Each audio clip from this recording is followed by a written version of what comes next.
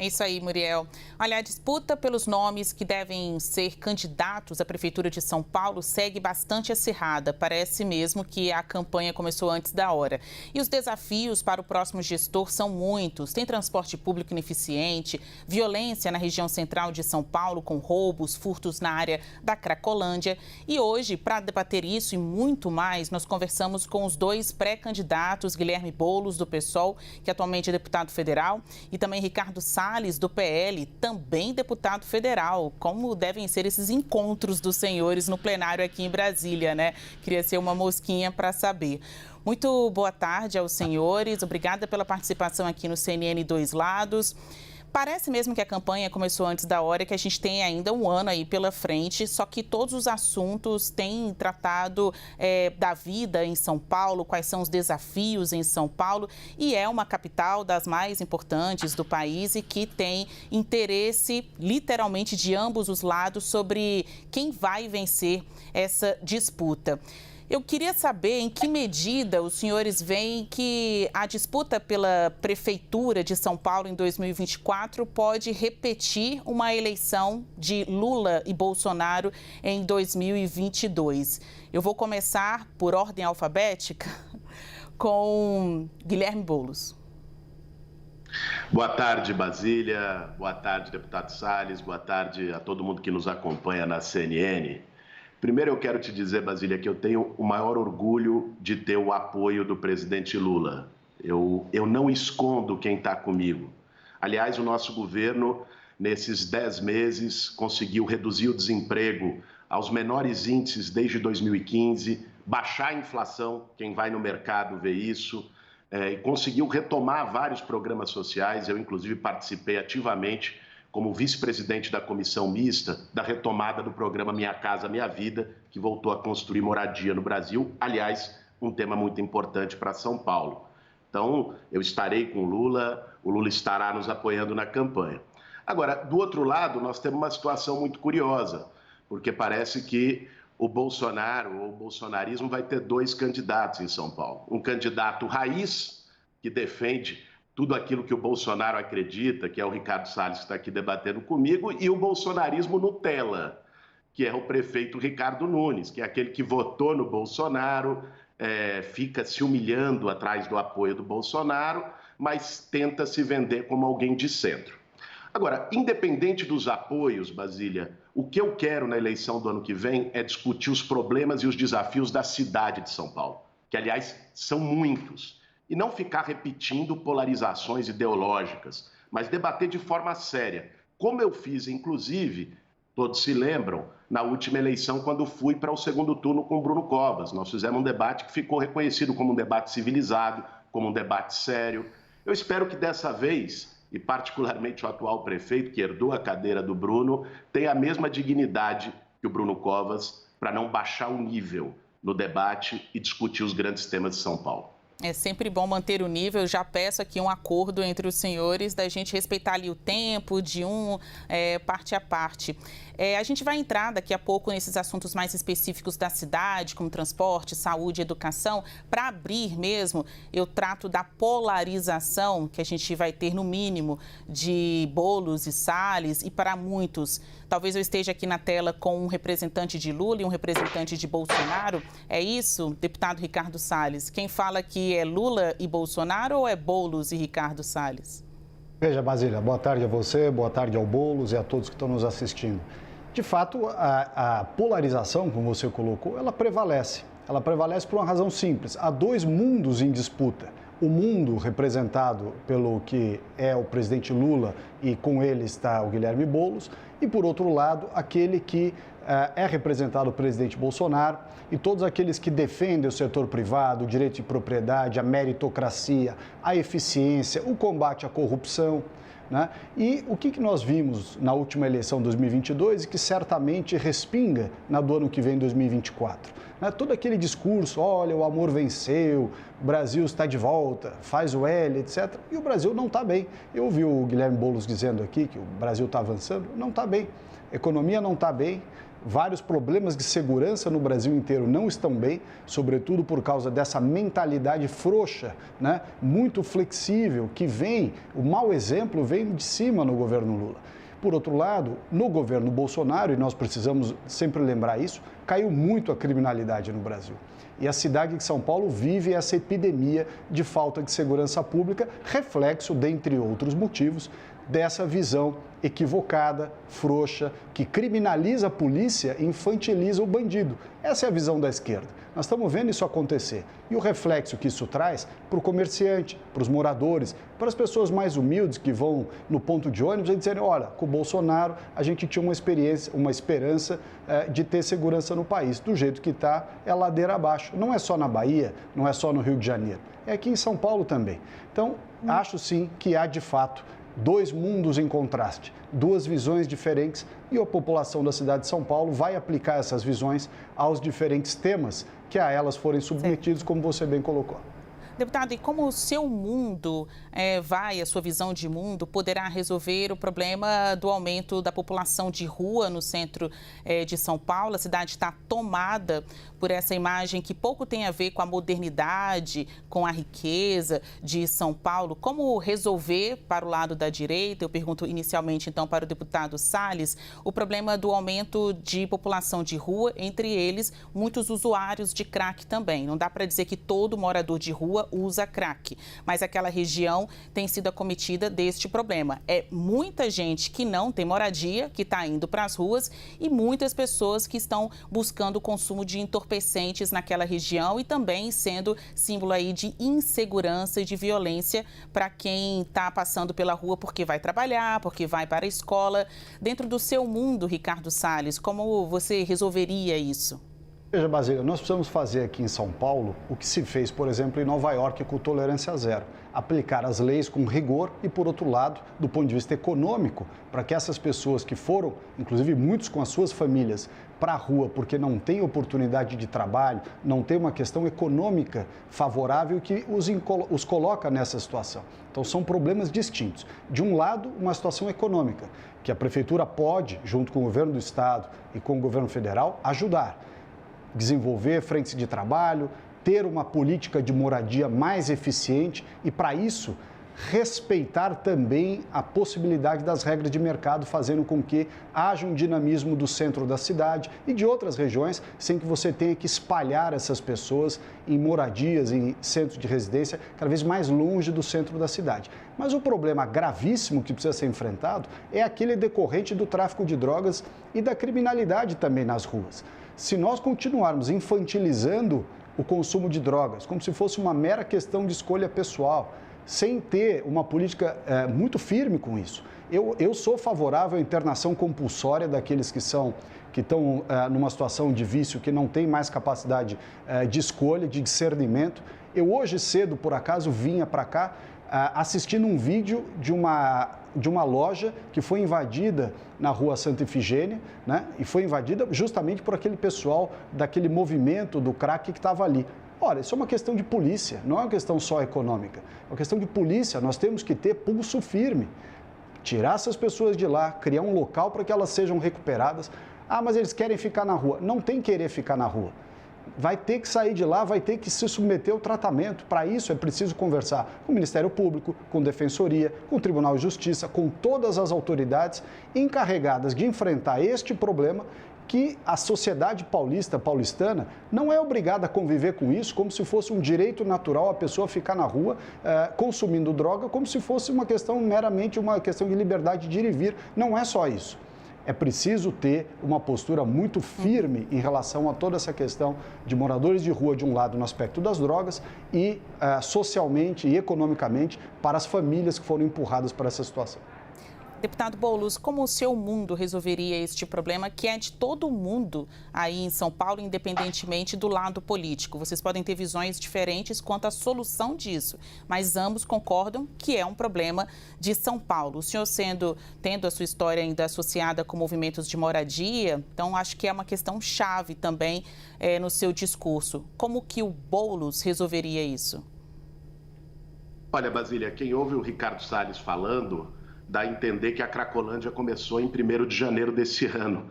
dá a entender que o problema de segurança pública no Brasil é desse governo, enquanto as pessoas sabem que isso vem de longe, lamentavelmente, até pela aplicação de soluções demagógicas, que lidam com o medo natural da população. Lógico, é lamentável ver uma farmácia sendo saqueada, como foi há 2 meses, ou uma loja na Santa Efigênia, como foi hoje, e esse é sim um tema de segurança pública.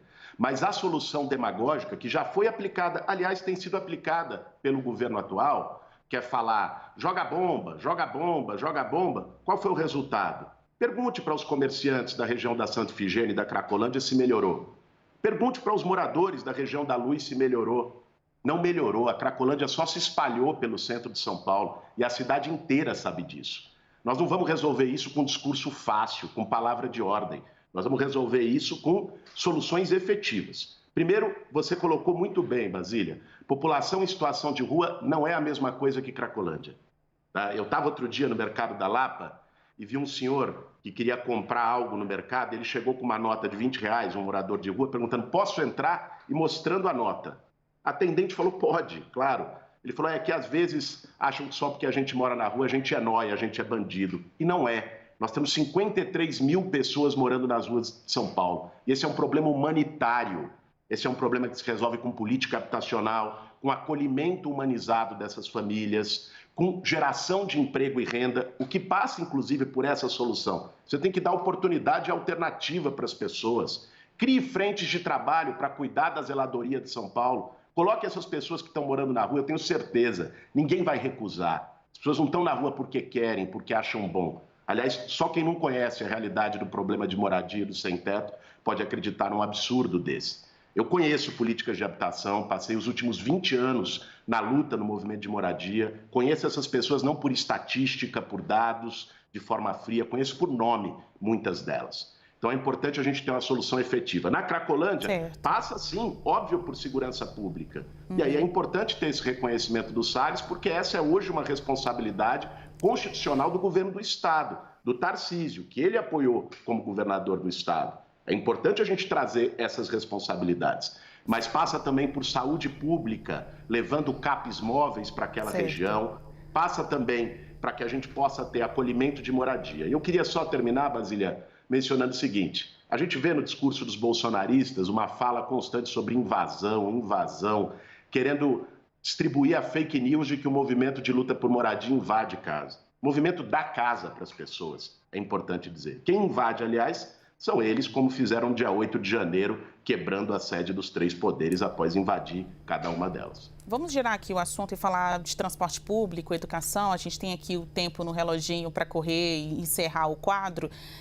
Transporte público, há pouco tempo a gente teve o problema de greve do metrô. Isso para a cidade, vira notícia no Brasil todo, porque a gente está falando do principal PIB do Brasil. O que os trabalhadores fazem é o que gera riqueza desta cidade, que é tão importante para todo o país. Os senhores conseguiriam resolver esse problema de que forma, né? Sobre não ter greve, não atrapalhar a vida do trabalhador ou chamar as categorias antes para conversar. Eu queria também associar com outras questões que são importantes nessa pauta São Paulo, como saúde, educação, saber dos senhores como fica então a relação com a iniciativa privada. Tem organizações de saúde em São Paulo, ontem foi dia dos finados, a gente viu que os cemitérios funcionaram pela primeira vez em dia de finados sob o regime de concessão. Então, eu gostaria que os senhores respondessem como resolver o problema do transporte público e fizessem aí um link com a relação do poder público com a iniciativa privada. Tem mesmo que conceder, que privatizar para encontrar a solução desses problemas, até de evitar greve dos trabalhadores? Eu volto com Boulos. Olha, Basília, é importante a gente ter em mente que greve é resultado de falta de diálogo, de falta de negociação. E foi isso que aconteceu. Aliás, o sindicato propôs ao governador do estado que, ao invés de fazer a paralisação, pudessem fazer o protesto naquele dia, liberando as catracas. E não foi aceito pelo governo, depois a justiça também recusou, mas o governo poderia ter feito essa negociação. Agora, o tema da mobilidade em São Paulo é muito grande e muito grave, por conta das distâncias. Nós temos uma distância tremenda entre o local de moradia da maior parte dos trabalhadores, que está nas periferias, e onde há geração de emprego, que é no centro. Para que você tenha uma ideia, nós temos a média na região da República, na Barra Funda, de 400 empregos para cada 100 habitantes. Se você for na região de São Mateus, cidade de Tiradentes, no extremo leste, tem 8 empregos para cada 100 habitantes. Então isso gera deslocamentos pendulares na cidade nos horários de pico, cria um problema que é ambiental, com emissões de carbono, que é um problema social, com a mobilidade, o trânsito, tudo isso. Então nós temos que investir no transporte sobre trilhos, naturalmente, metrô, monotrilho, todas as cidades globais, as grandes metrópoles do mundo fizeram isso com peso. Nós temos que investir em corredores de ônibus, e aí é lamentável que a meta da atual gestão fosse fazer 40 quilômetros de corredores e fizeram apenas 4, e nós temos que integrar modais de transporte. Isso é essencial, né? Essa ideia de transporte público, basta olhar as cidades do mundo que o fizeram e fizeram com sucesso. Agora, por último, Basília, em relação ao segundo tema que você colocou, que foi das privatizações, as parcerias da prefeitura, olha, existem parcerias e parcerias. Existem parcerias que funcionam, onde o Estado não chega, que ajudam a gerar serviço público eficiente na ponta, né? Por exemplo, na educação infantil, com organizações e creches conveniadas, em que pese problemas pontuais ligados ao atual prefeito, inclusive, conseguiu-se zerar a fila da creche a partir disso. Agora, você mesma deu o exemplo dos cemitérios. É uma vergonha o que foi feito na privatização do serviço funerário. Aumentou 400% o preço de um velório, de um enterro. A morte foi tratada como negócio, penalizou os mais pobres ao custo do lucro de algumas empresas. E o pior, o serviço piorou na própria manutenção e zeladoria dos cemitérios. Isso não sou apenas eu que estou dizendo. O próprio Tribunal de Contas do município fez um relatório diagnosticando e propondo revisões na parceria. Deputado Salles, a sua gestão seria mais aberta à iniciativa privada ou o senhor acha que o governo tem suas responsabilidades, que tem que matar no peito questões como saúde, transporte público, educação? Veja, acho que uma questão importante no Brasil é nós tirarmos um pouco algumas fantasias que são criadas, né? Você falou há pouco, eu acho que é o mesmo princípio da saúde e transporte que eu já vou falar. Você falou um pouco da questão da moradia na cidade de São Paulo. Bolo citou os movimentos, enfim. O que nós vimos na CPI do MST? Manipulação dos mais humildes para trazer ganho financeiro e político para muitos dos líderes. Isto é verdade no MST, isso ficou claro no MST, e é verdade também em muitos dos movimentos de sem-teto nas cidades. Então, veja que as coisas se entrelaçam. Quando você olha os outros aspectos, por exemplo, o transporte e também saúde, enfim, cemitérios, como o Bolo citou, São Paulo padece de um problema que está muito claro no Rio de Janeiro. Hoje inclusive estava vendo aqui na CNN agora há pouco, a briga das torcidas. O domínio dos serviços públicos pelas máfias. As máfias que dominam os serviços públicos na cidade de São Paulo não deixam que chegue à população um serviço de qualidade a preço competitivo. O interesse que prevalece é o interesse de quem domina o serviço e não do cidadão que tem que receber. Se você tiver um órgão público que fiscalize, mas que antes de fiscalizar faça uma faxina moral dentro do órgão, tire os corruptos, tire os esquemas, você não vai controlar o serviço público, seja o de cemitério, seja o de transporte, seja o de saúde, se esses órgãos a quem cabe a fiscalização tiverem capturados, inclusive no direito à teoria da captura dos órgãos regulatórios por aqueles que são os regulados. Então, pode fazer, aliás, imagino que tem que ser feito, eu sou um defensor da iniciativa privada em tudo aquilo que o Estado não deve fazer essencialmente sozinho. Não acho que tudo tem que ser privatizado, mas acho que tudo que for possível, viável e que faça sentido deve sim ser concessionado ou privatizado. Desde que antes, repito, você faça uma faxina moral dentro da administração pública e das agências regulatórias. Porque senão, pior do que o monopólio estatal é o monopólio privado, dominado justamente pelos grupos de interesse, dominado pela corrupção. Nós estamos vendo isso, o Rio de Janeiro está tomado por isso e a cidade de São Paulo é mais discreto, porém mais antigo. Você tem esses grupos dominando. É máfia de asfalto, é máfia de lixo, é máfia de transporte, é máfia disso, máfia daquilo. Resultado, não são os melhores serviços e tampouco os melhores preços. Logo depois que essa concessão dos cemitérios foi feita, saiu uma matéria na imprensa mostrando que os preços triplicaram. Melhorou o serviço? Não. Ontem, inclusive, saiu uma matéria dizendo que os cemitérios estão imundos, estão abandonados, porém muito mais caros. Então, é claramente uma situação em que a concessão, a privatização não trouxe os resultados almejados. Quer dizer que a privatização como conceito é ruim? Não, pelo contrário.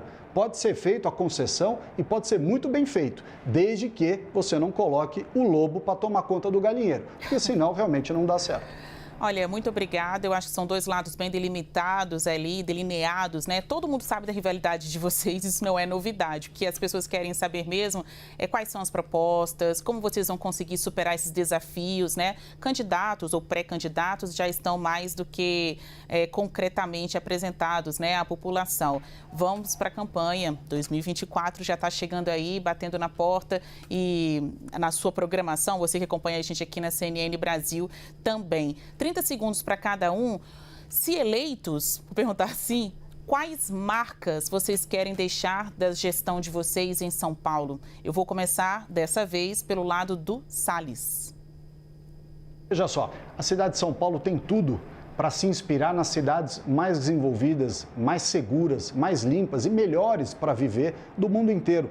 Eu pego o exemplo, sempre digo isso, pego o exemplo da cidade de Nova York, que no início dos anos 90, apesar da sua pujança econômica, como é São Paulo, estava uma cidade suja, abandonada, com falta de lei e de ordem, uma cidade que tinha verdadeiramente virado um caos. Veio o prefeito Rudolph Giuliani com o seu programa de tolerância zero e transformou a cidade de Nova York. Claro que com a devida proporção, como está hoje a cidade de São Paulo, mal cuidada, perigosa, com trânsito, enfim, com todos os problemas que nós conhecemos, transformou Nova York numa cidade muito boa de se viver. Nós podemos fazer isso em São Paulo. São Paulo tem esta condição, uma cidade que tem muito dinamismo econômico e uma sociedade, desde os mais humildes até os mais ricos, a classe média, todos merecem ter uma qualidade de vida melhor. Nós podemos fazer isso se nós trouxermos as melhores práticas, começando, como eu disse aqui, por esta faxina moral dentro do serviço público. Você não vai melhorar a cidade, você não vai fiscalizar as coisas, você não vai cuidar do cidadão se dentro da máquina pública houver justamente essa tomada, uma espécie de carcomida por dentro dos cupins que comem a máquina pública e prejudicam a cidade. Então, a moralização do serviço público com uma modernidade deste programa do Tolerância Zero, que foi feito em Nova York, adaptado para a nossa cidade de São Paulo. Deputado Boulos, suas considerações finais, quais seriam as marcas de bolo da gestão Boulos em São Paulo?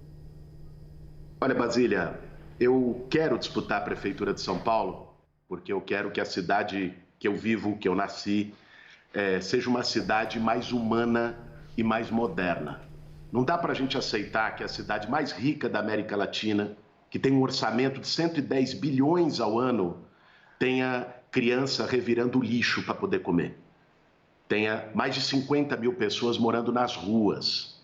E veja, uma cidade mais justa é também uma cidade mais segura. Senão a gente só enxuga gelo. É lógico que nós temos que ter políticas de segurança pública e a cidade não pode se omitir.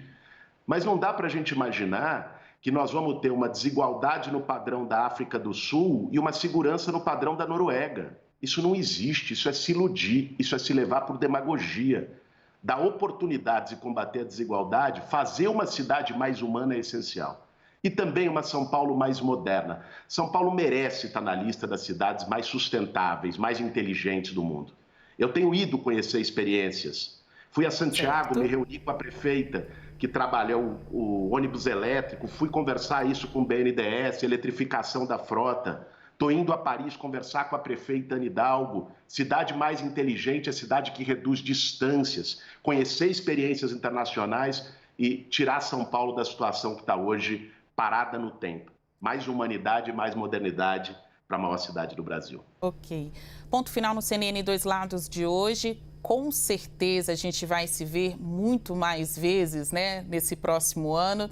Agradeço aos senhores pela participação aqui, pelo debate propositivo. Olha aí, aqui é o que importa a CNN Brasil, entregar um conteúdo de qualidade, de bom nível, de alto nível para os nossos espectadores. Salles, obrigada pela participação, a presença aí nos estúdios da CNN em São Paulo. Boulos, que participa remotamente. Hoje é sexta-feira, pós-feriado. Espero tê-los aqui no estúdio da CNN Brasil, em Brasília, em breve. Até mais.